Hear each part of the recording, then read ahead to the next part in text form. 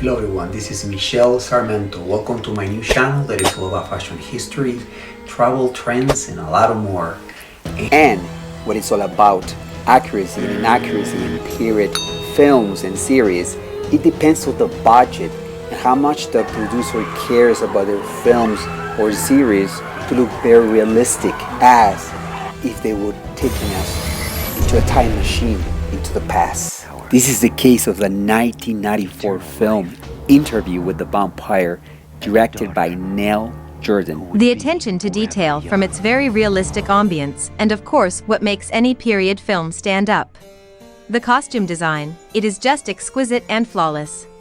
With this film, you will learn about fashion from 1790s up to the 1870s. Interview with the Vampire was a winner of several Academy Awards. And of course, including Best Costume Design. Okay, let's analyze the fashion through the years. The film began in 1791 in New Orleans. Check the ambience of the village. A typical late 18th century old American town. And of course taverns were already very typical at the time. Check the Lady of the Night heavy makeup. This type of makeup was very popular among the 18th century bourgeoisie. After the French Revolution in 1789 and followed the French monarchy, anything that resembles monarchy as heavy makeup, wigs and gowns began losing popularity by the 1790s, and a heavy makeup was left only for the ladies of the night. But remember, this trend began in France and spread it out across Europe and America by the late 1790s to early 1800s. But some of them took longer. This next scene took place probably between 1791 to 92.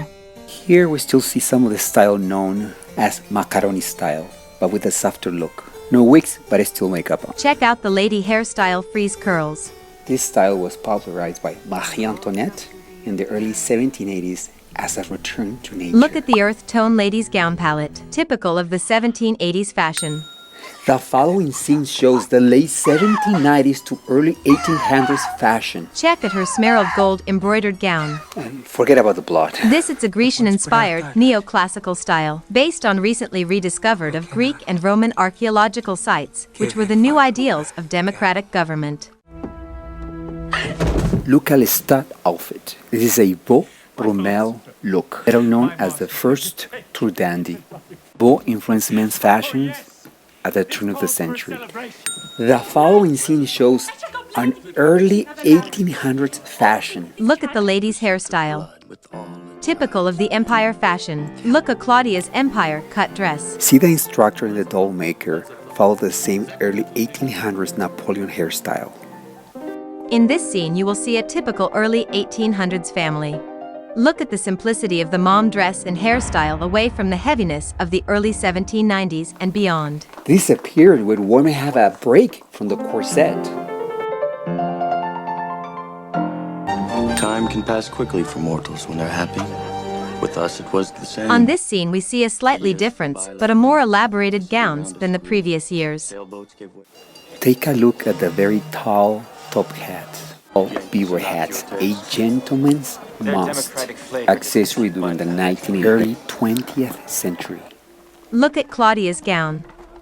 Check out the puffed upper sleeves. She also wears a bonnet tied up in a bow around her neck. A very typical Regency era gown. Now take a look at Louis Lestat. Long gray coats with collar and lapel. This is another typical Regency era men's style. After the fire, Louis and Claudia left America in search for more vampires around the world. Around 50 years passed before they finally arrived to Paris in 1870. During the Gilded Age was notable for its strict codification standards. The evening dress code for gentlemen was strictly black, and for ladies a new silhouette was introduced. The bustle, a coat-tail effect that became very popular during the 1870s and 80s. The corset gave a slimness to the waist and the dress were led highly in the back. The break women had from the corset of the 1810s. Now the corset became more essential than ever to be able to achieve the coat-tail effect of the bustle. If you're interested to learn more about the bustle, watch this video. Well, this is all for today. Don't forget to give your thumbs up and follow for more fashion history, trends, and more. This is your host, Michelle Sarmento. Until next time.